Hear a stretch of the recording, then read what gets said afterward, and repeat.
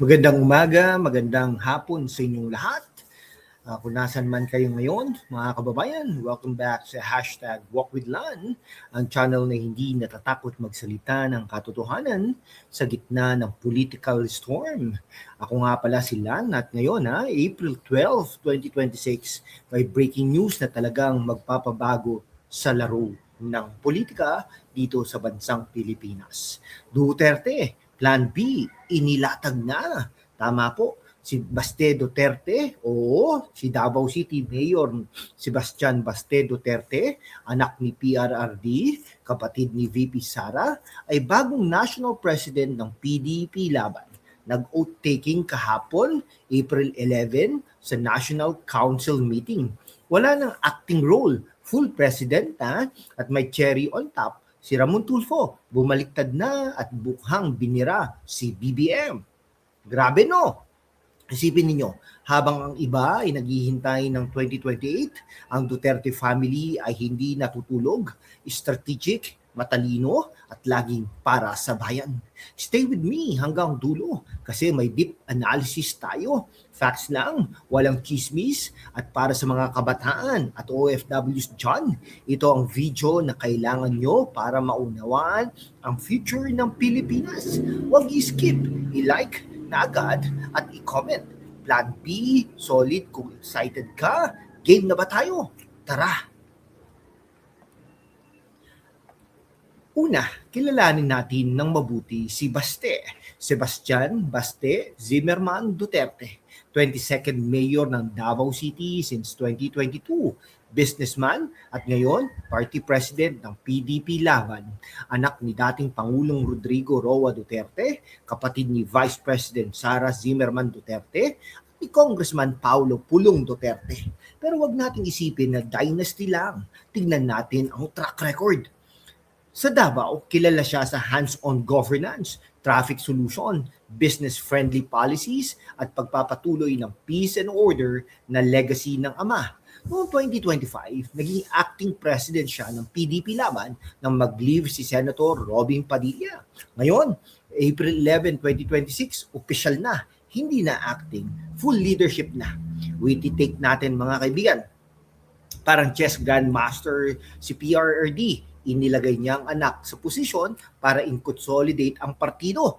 Plan B, ito na yon. Hindi desperate move, kundi matalinong hakbang para siguraduhin na ang partido na nanalo noong 2016 ay mananatiling malakas. Ang critical question natin sa inyo, bakit ngayon?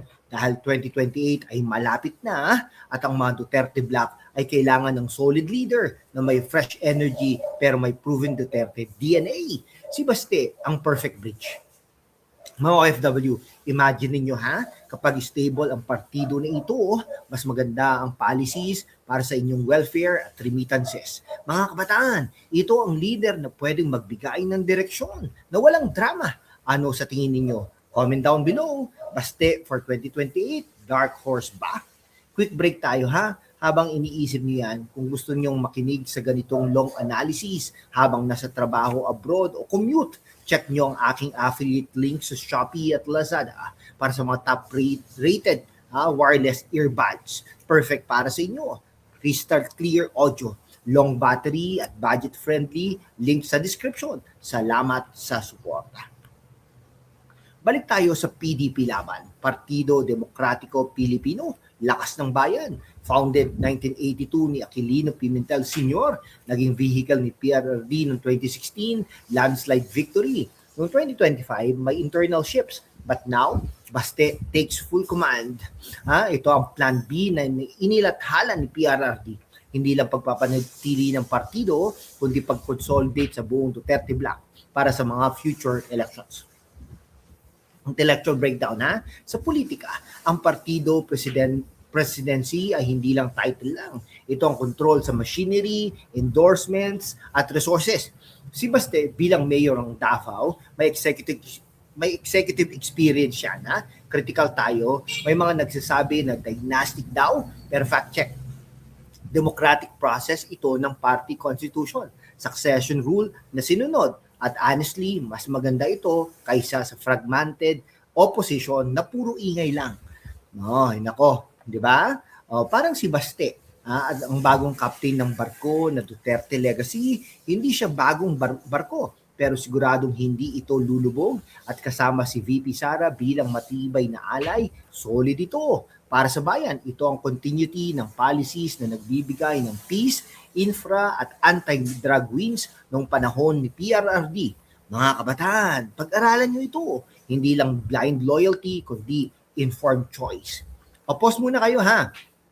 Type Sara plus Baste equals panalo, win. Kung agree kayo na maganda itong partnership na ito, ay nako, mag-comment lang po kayo mga kaibigan para naman sama-sama tayo sa katotohanan. Ngayon, ang pinaka-hot na twist, si Montulfo. Kilala niyo po ba si Montulfo? Bumaliktad na. Recent statements niya, binira niya si BBM at mukhang nag-pivot papunta sa pagkilala sa lakas ni VP Sara at ng Duterte family from critic to possible ally o at least open-minded na. Parang ano lang, no? Networking. Anyway, fact-based. Sa kanyang columns at interviews, nakikita nating shift mukhang mahinang leader ang dating tono kay BBM at positive vibes kay Sara Duterte for 2028. Ito ang bumaliktad na tinutukoy. Bakit malaking bagay? Dahil si Tulfo ay influential voice, milyon-milyong followers, respected broadcaster. Kapag bumaliktad siya, ibig sabihin, may nakikita siyang weakness sa kasalukuyan at strength sa Duterte side. Critical analysis ha, hindi tayo blind fan. Tignan natin ang context. Politika ay dynamic. Si Tulfo ay truth teller at ang kanyang flip ay patunay na ang Duterte Plan B ay umaapila kahit sa dating skeptics para kay Baste at Sara. Ito ang validation na kailangan nila. Witty take natin ha. Parang si Tulfo ang tulong na hindi inaasahan pero welcome. Now ang tanong, sino pa ang susunod na mag-o-open eyes? Mga kababayan, comment down below kung napanood niyo ang kanyang latest take. Habang iniisip ninyo ito, kung nasa abroad kayo at kailangan ng power on the go para sa updates, eto na, portable power bank sa Lazada, affiliate ko, 20,000 mega ampere siya, no? Fast charge, MAH, fast charge, perfect para sa mga OFWs, link sa description at itatag din po natin yan, mga kababayan, mga kaibigan. Siyempre, hindi kumpleto ang usapan ng walang VP Sara.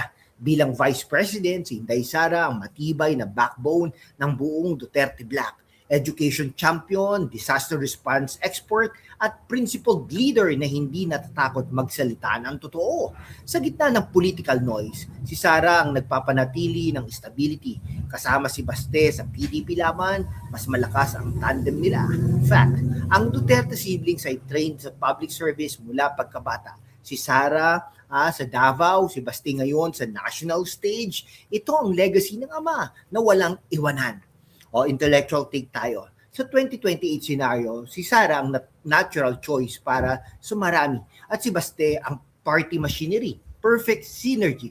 Para sa mga kabataan at OFWs, si Sara ang nag-advocate ng mas magandang OFW policies at education na accessible. Critical view ha, habang ang iba nagfo-focus sa drama, ang Duterte side ay nagfo-focus sa governance. That's why solid pa rin sila. Mga kabataan, ito ang inyong future ha. Baste bilang party president ay nangangahulugan ng fresh leadership na maaring magbigay ng jobs, anti-corruption at digital opportunities. Mga OFWs, stable politics, better economy, mas magandang balikbayan options. No? Witty take natin. Hindi na kailangan mag-alala kung sino susunod. May plan B na at mukhang winning plan ito. Ano ang epekto sa inyo personally? Comment down below. O quick shoutout sa affiliates natin. Adjustable phone stand sa Shopee. Hands-free habang nanonood. Insulated tumbler para sa kape habang deep dive. Premium notebook para isulat ang insights ninyo. At fast charging USB-C cable. Never low bat. Lahat link sa description. Salamat sa pagsuporta. Ngayon, mag-wrap up na po tayo. Ang Duterte Plan B ay inilathala na. Si Baste ang bagong PTB laban president, matatag, strategic at handa. Si Tulfo bumaliktad, patunay na ang katotohanan ay umaapila at si VP Sara, forever the rock. Ito ang Pilipinas na gusto natin. Matibay, unified, at pro-people. Salamat sa panonood hanggang dulo. Ibig sabihin, committed kayo sa katotohanan. Okay mga kababayan, sa mundo kung saan ang kasinungalingan ay nangingibabaw, ang katotohanan ang unang sinisikil. Pero kasama kayo, magpapatuloy tayo sa laban. Walang takot, walang kinikilingan at laging handa para sa bayan. Sumali na sa aking YouTube channel membership sa #WalkWithLan at tulungan natin ang channel na maabot ang 100,000 subscribers. Ang inyong suporta, ang susi sa kalayaan natin para ipagpatuloy ang pagbabalita ng katotohanan. Salamat at kita-kits sa laban. Hit the subscribe button, bell on, share this to your groups, and see you in the next one. Pilipinas, Duterte pa rin. God bless and mabuhay po ang Pilipinas.